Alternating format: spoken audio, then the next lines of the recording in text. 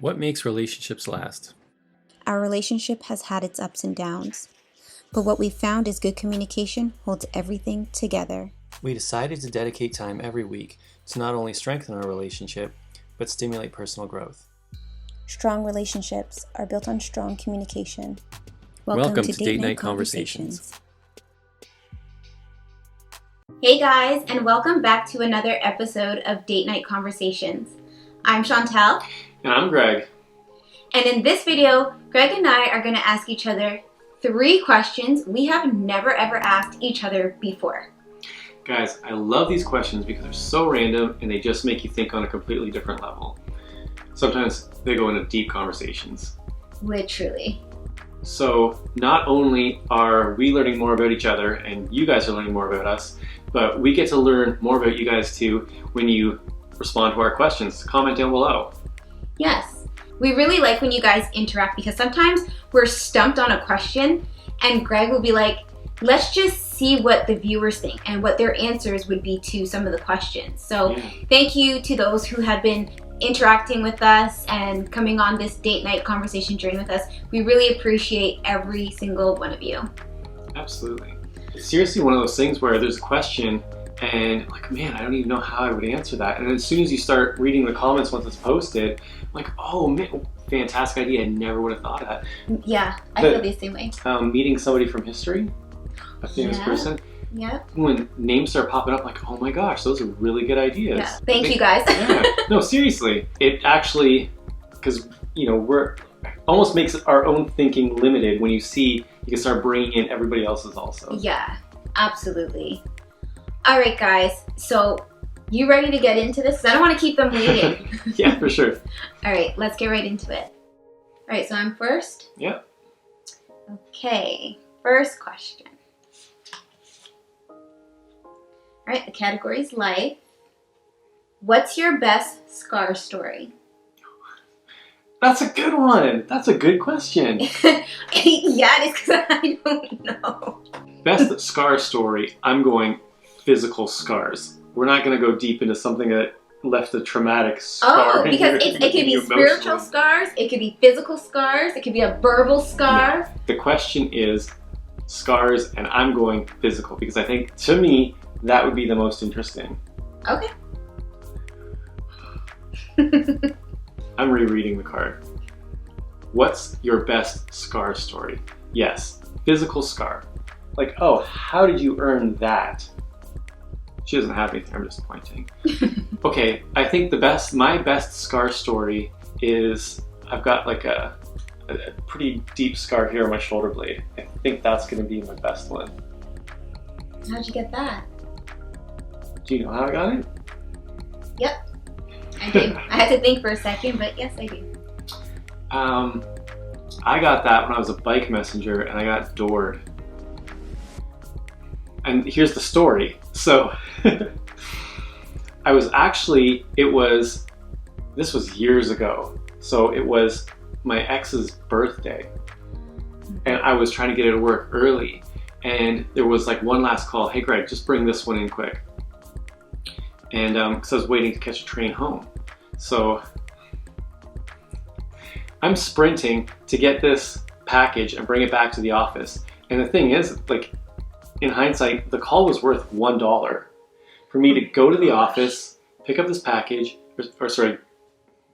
go to the address, pick up the parcel, and get it back to the office. But because I was in a hurry myself, because it was a birthday thing, I was just giving her. I'm like sprinting. I want to catch the early train. I don't want to have to wait. Mm-hmm.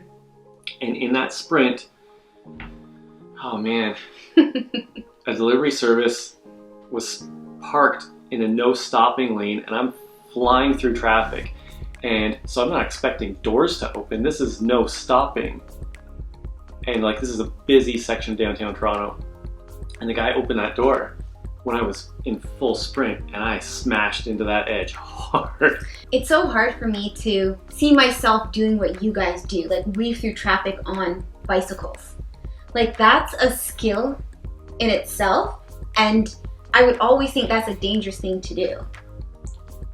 Because you guys are small guys on the road and there's some big trucks, they can't see you. Yeah. and we do some stupid things. And it's so crazy. Like, okay, guys, it was so new to me when I went one time to the States. Back when I was younger, I went to Connecticut. And that's where I saw, for the first time ever, motorcycles just weaving through traffic like this. I've never seen that before. They don't do it here. They don't really do it here. The way they do it there is like every motorcyclist. It's just normal. Here it's normal. like a random thing. Like They you will see some guys, but... Exactly. Okay. There will be two vehicles, one in this lane, one in that lane, and then the motorcyclist right between all the time. Oh, they just ride the line. Yeah. Yeah, that's what we do. The bike messages do. You ride the lines. You have to. But it was so new to me seeing that, because that's not something that's practiced here Not normal. often. Yeah, so anyways, sorry, I didn't mean to mess up your flow there, but it was just, it's so bizarre to me that happens. But. Okay, back to that story. Guy opens the door. I hit that door. Actually got 2 scars out of it. One was between my finger, and when I went over my handlebars and I landed like upside down on the back of a car in the next lane, and somehow that fall messed up my back. Yeah. I was lucky traffic wasn't moving in that lane, so traffic was stopped. So when I hit the door and went to the next lane, I landed sort of in the back of a car in between the cars. So I'm lying on the ground and that arm just hurt bad. And my pinky, because it was on the, say we ride the hoods, so it's forward facing like this on the brakes. Yeah. And when I went to turn, the door caught me between my knuckles here. So yeah, I was actually between the knuckles here, this shoulder, and then went over and... Oh my goodness. I'm so sorry. Anyways, that's basically it. When I was lying on the ground and had my hand under my head and I was bleeding, and so that's, I heard people, I was like in and out, but I heard people freaking out because they thought the blood was coming from my head. I was wearing a helmet and it wasn't coming from my head, it was coming from between my, Thank my goodness. fingers. Yeah. Yeah, that's a really good scar story. That's my scar story. Okay.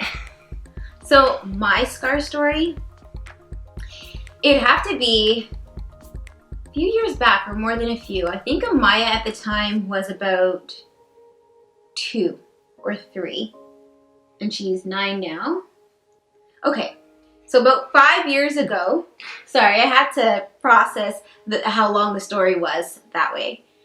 I was going out to a club with some girlfriends and I'm like, okay, you know what? I better just go get my eyebrows waxed because they were looking pretty rough. Okay? They're in rough shape. So this is a place I've been going to for years, a trusted salon. All the ladies are familiar with me and I've never had an issue. This time I go and I believe the lady that waxed my eyebrows might have done mine a few times. Okay. But she wasn't very new.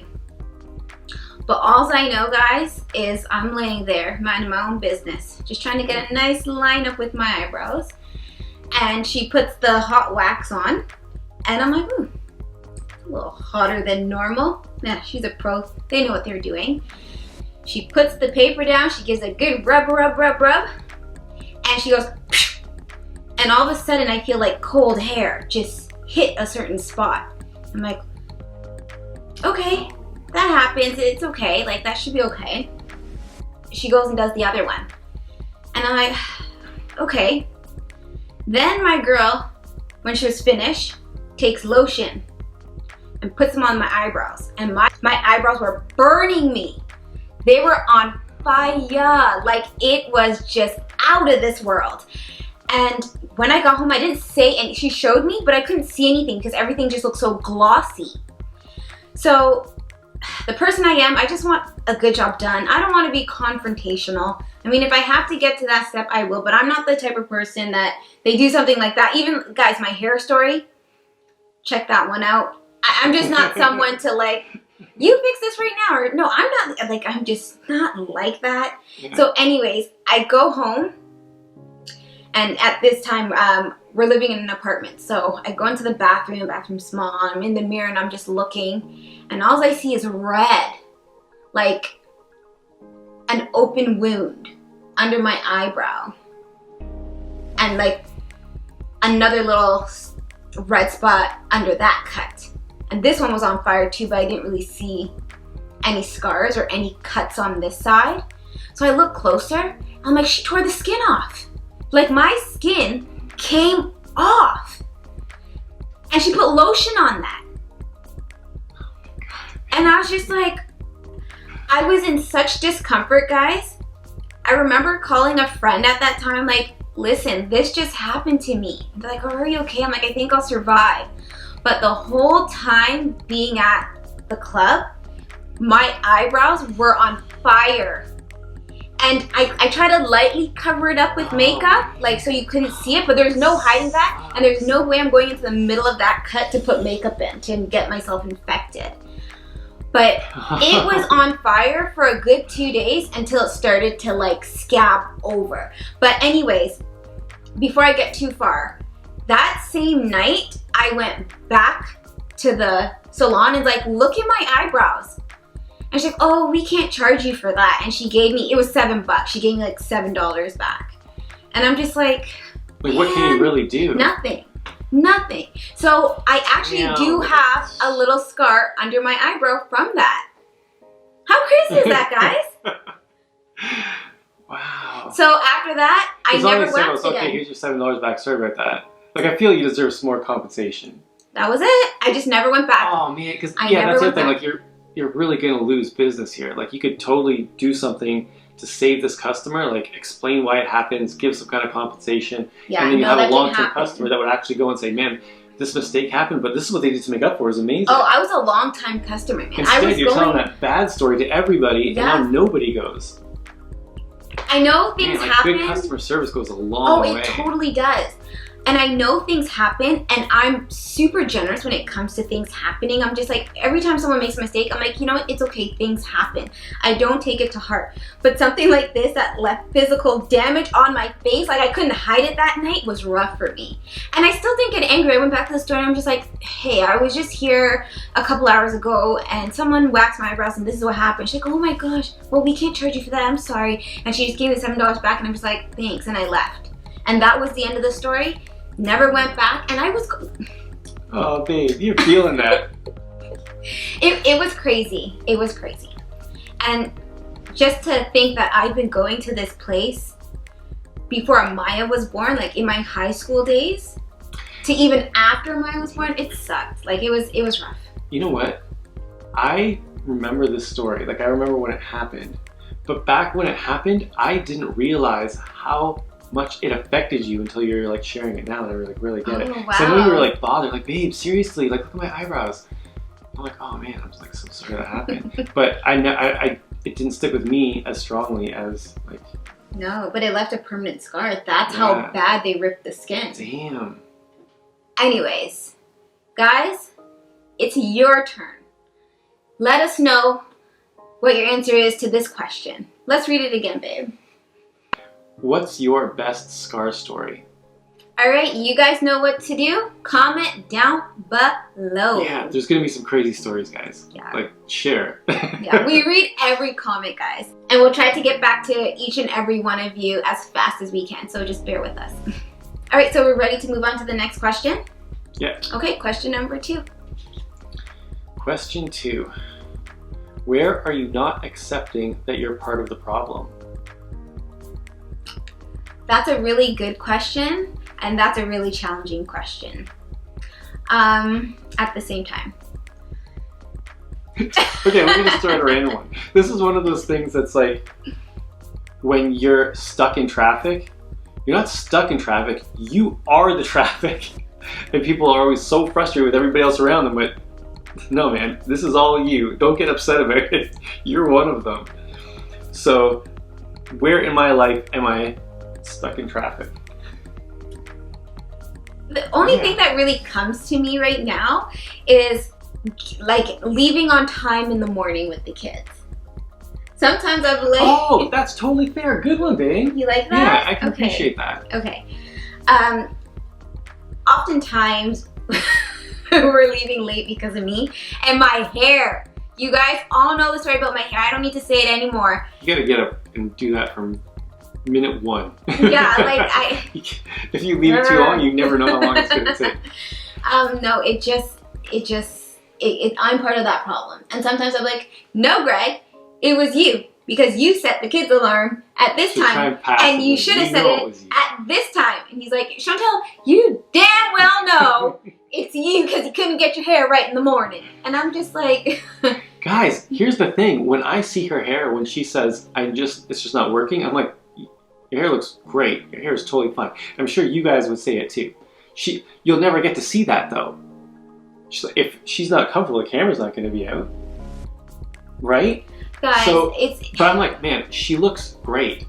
Thank you. You're so particular. And I'm like, when you finally get it, you're like, there. I'm like, okay. Oh, that hair just wasn't... Yes, and that's all it takes to be in place. Walk out that door, the wind blows, it's all over anyway. No. And that's all it takes for one of those hairs to be, just not cooperating with me, and I'm having a moment with it. Okay. And then that's the end. So, where in your life are you not accepting that you're part of the problem? Your turn. I want to hear this. Please share, Greg. Do you have one for me? I have several.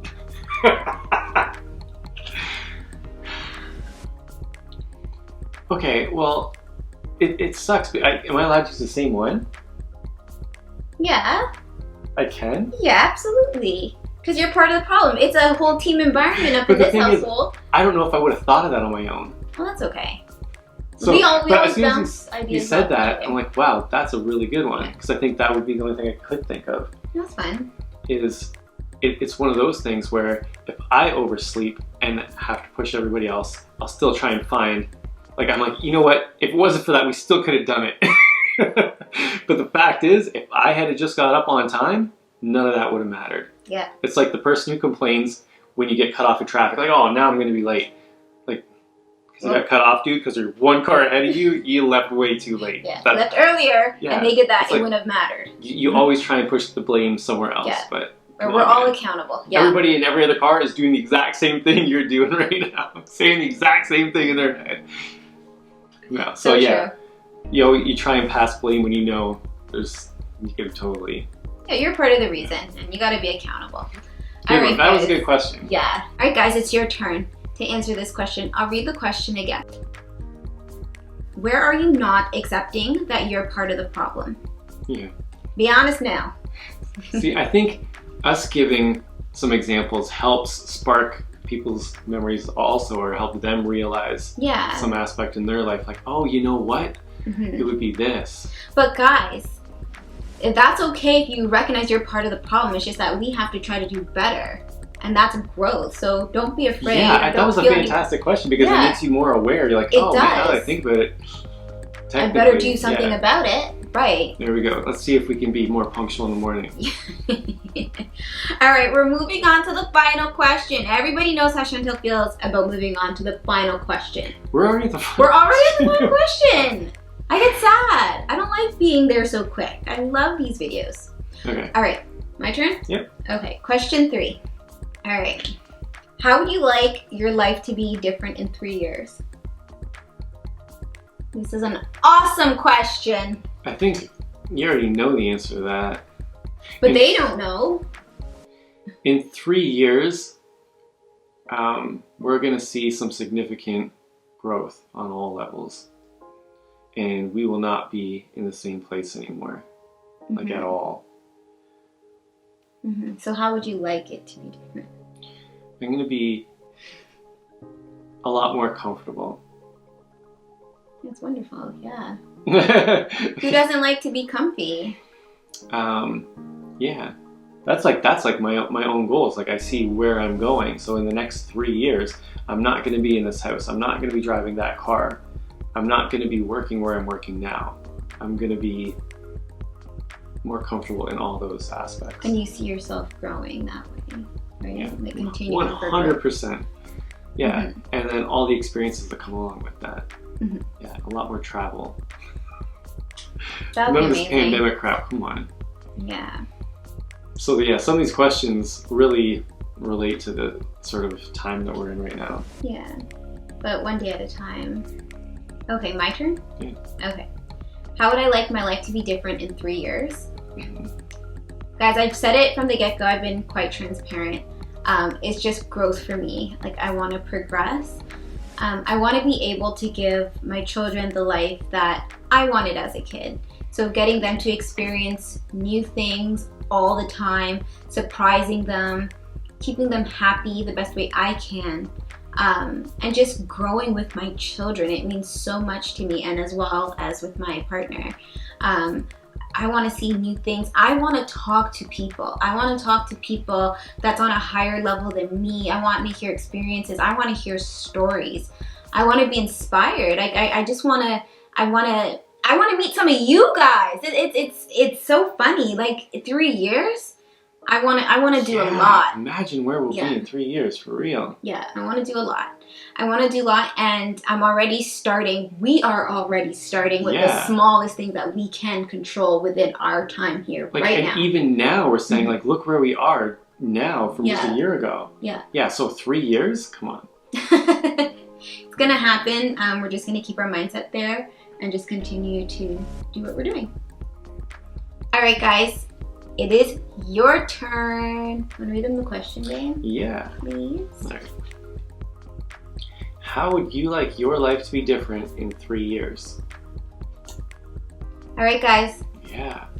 You know what to do. Some people setting some goals. Yep. Comment down below. All right, guys. That was episode 15 of Date Night Conversations. I can't believe we're already at episode 15. Mm-hmm. We're giving you guys these videos twice a week. We love doing them. Yeah, so again, respond to the questions, comment down below. Mm-hmm. We'd love to hear from you guys. Here's some responses to these questions. Yes. All right, guys. Thank you so much for watching. We'll see you in the next video. Bye.